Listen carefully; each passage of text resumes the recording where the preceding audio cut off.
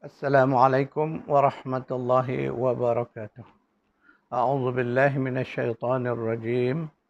Alhamdulillahi rabbil alamin wassalatu wassalamu ala asyrafil anbiya'i wal mursalin wa ala alihi wa sahbihi ajma'in. Allahumma anfa'na bima 'allamtana wa 'allimna ma yanfa'una wa zidna 'ilma. Subhanaka la 'ilma lana illa ma 'allamtana innaka antal alimul hakim. Allahumma amin.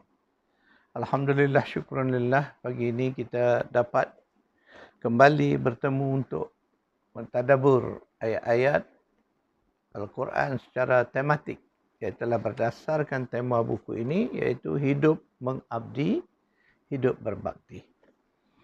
Tuan-tuan dan puan yang memiliki buku bolehlah buka di halaman 258. Dalam kuliah sebelumnya saya telah menceritakan bahawa jihad salah satu aktiviti yang akan membawa kita kepada kemuliaan yang Allah janjikan, a'zamu darajah. Makna kemuliaan, tingkat kemuliaan yang tinggi di sisi Allah, darjat yang tinggi di sisi Allah. Itulah yang Allah janjikan kepada sesiapa yang sanggup berjihad di jalannya.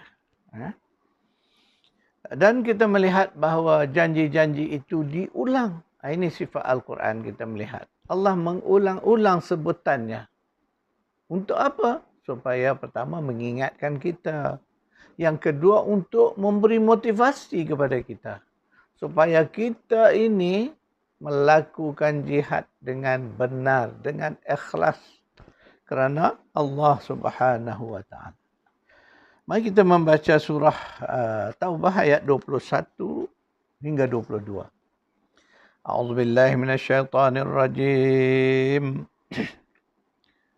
Yubashshiruhum rabbuhum birahmatin minhu wa ridwanin wa jannat.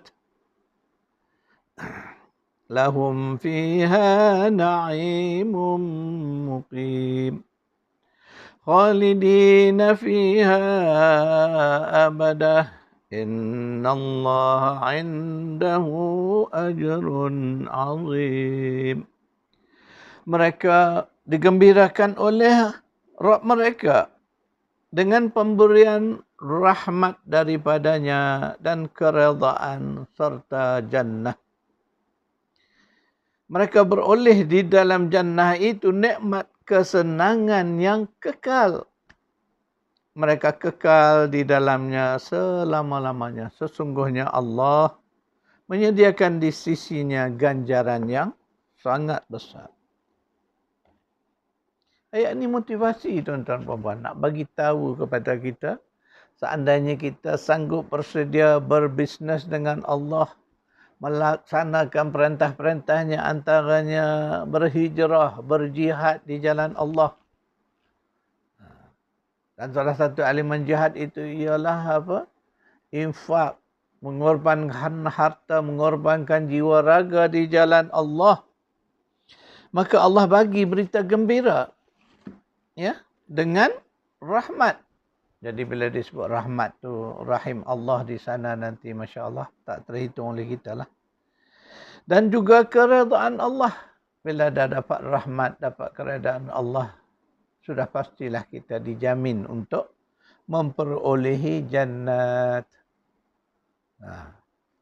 Ya. Jadi jannah, kebun-kebun syurga. Jadi jannah tu lebih tepat kebun. Makna dia kebun. Cuma syurga ini satu istilah yang pada kita, istilah Sanskrit yang tak berapa jelas bagaimana keadaan. Tetapi sudah diterima umum. Syurga itu adalah satu tempat yang dipenuhi dengan segala yang indah nikmat. Jadi kita ambil istilah Quran senang, jannah. Kita pakai istilah itulah, jannah. Lahum fiha na'imum muqim. Di mana di dalam jannah itu penuh dengan nikmat yang kekal. Kita di dunia ni pun rasa juga nikmat. Ya, Allah bagi banyak nikmat. Namun nikmat di dunia ini tidak kekal. Sedangkan nikmat di sana na'imun muqim, kekal, abadi. Tak hilang lagi dah. Cuba bayangkan tuan-tuan dan puan. Sebab itulah bila kita memikiri tentang syurga ini melalui ayat-ayat yang Allah cerita di dalam Al-Quran, Masya Allah. Terlalu banyak ayat-ayat yang Allah cerita tentang nikmat syurga, gambaran hidup, suasana dalam syurga.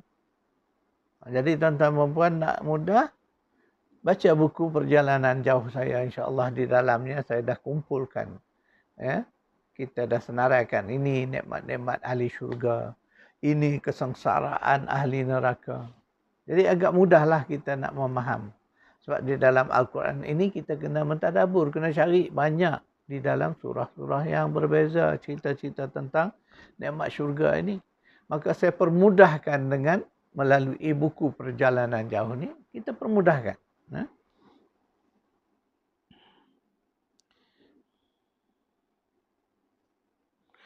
Kemudian mari kita membaca surah yang sama juga, ayat 88. Surah 9, surah Taubah, ayat 88. A'udzu billahi minasyaitonir rajim.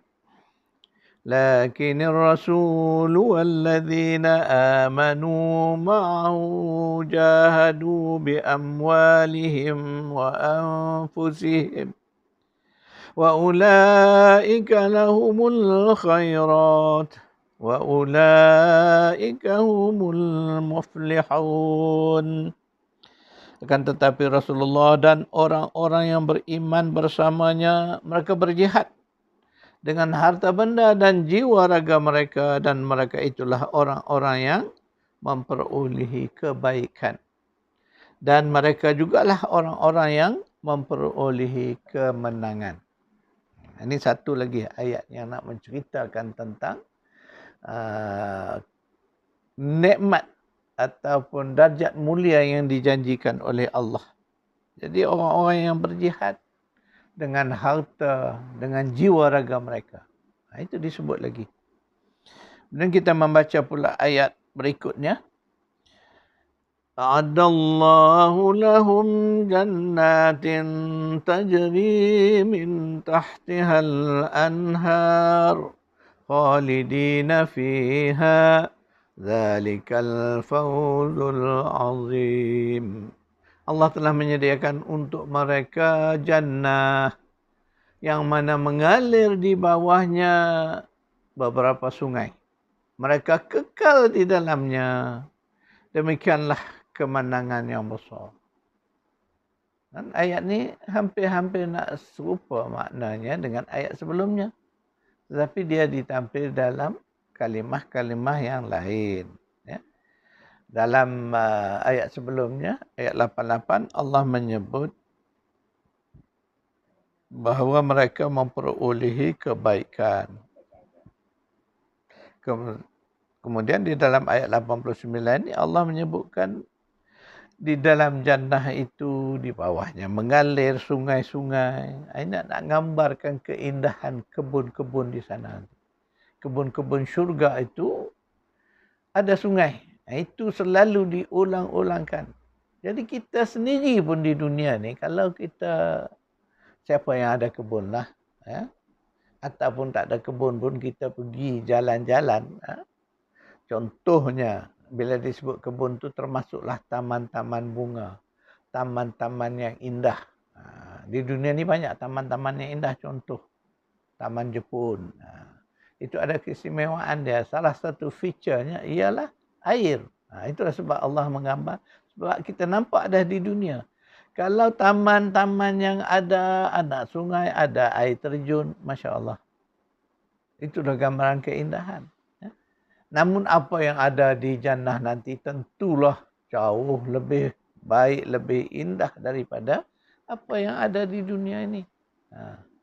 Cuma Allah nak menarik perhatian sebab setiap kita ini memang suka kepada kebun-kebun yang indah. Pertama kita suka makan buah-buahan.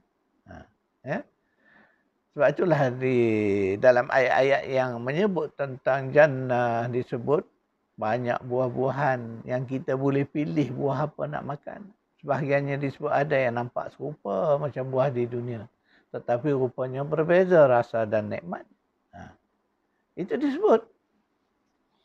Jadi itulah dia yang Allah sebutkan bahawa ganjaran itulah yang akan diberi kepada siapa? Orang-orang yang sanggup berjihad dengan harta dia, dengan nyawa dia ke jalan Allah. Maka mereka dijanjikan jannah. Dan Allah menyebut berulang kali khalidina fiha, kekal. Dalam ayat lain Allah sebut muqimun, kekal juga maknanya. Ya? Jadi itulah yang disebut zalikal fawzul azim. Itulah kemenangan yang agung. Dalam ayat lain Allah sebut humul muflihun. Mereka itulah orang-orang yang berjaya. Maka apa lagi yang kita nak? Tidak cukupkah dengan motivasi-motivasi dari ayat-ayat ini untuk menyemarakkan semangat jihad kita? Maka ayo tuan-tuan puan-puan, marilah kita teruskan usaha jihad kita. Lapangan jihad ini sangat luas tuan-tuan puan-puan. Kita berjihadlah dengan kemampuan kita, dengan bakat kita, dengan pengetahuan kita, dengan kemahiran kita, dengan kepakaran kita. Lakukanlah jihad. Semoga kita nanti memperolehi apa yang Allah khabarkan. Sebab itu dikatakan berita gembira. Berita basyir, gembira. Al-Quran itu mengandungi elemen basyir. Berita-berita yang menggembira, menyeronokkan. Janji-janji indah yang menunggu kita di hari akhirat nanti. Maka marilah kita tanamkan semangat jihad ini. Ya. Dan kita selalulah semak diri kita. Apakah selama ini aku telah melakukannya? Atau aku telah memulakan langkah berjihad ini? Atau apakah aku masih belum lagi? Ya, ini perlu kita sering semak kerana janji Allah ini. Janji inilah sepatutnya dapat memancing kita untuk melaksanakan jihad. Apatah lagi kita yang berada di penghujung usia ini. Marilah kita lakukan kerja-kerja jihad ini. Ya, dengan sungguh-sungguh. Karena kita mengharapkan semoga di sana nanti keredaan Allah. Apa yang disebut? Ridwanun. Keredaan Allah. Ya. Dan juga kita mengharapkan rahmat Allah. Sekadar itu dulu, insyaAllah kita buat sedikit catatan nota kuliah kita pagi ini.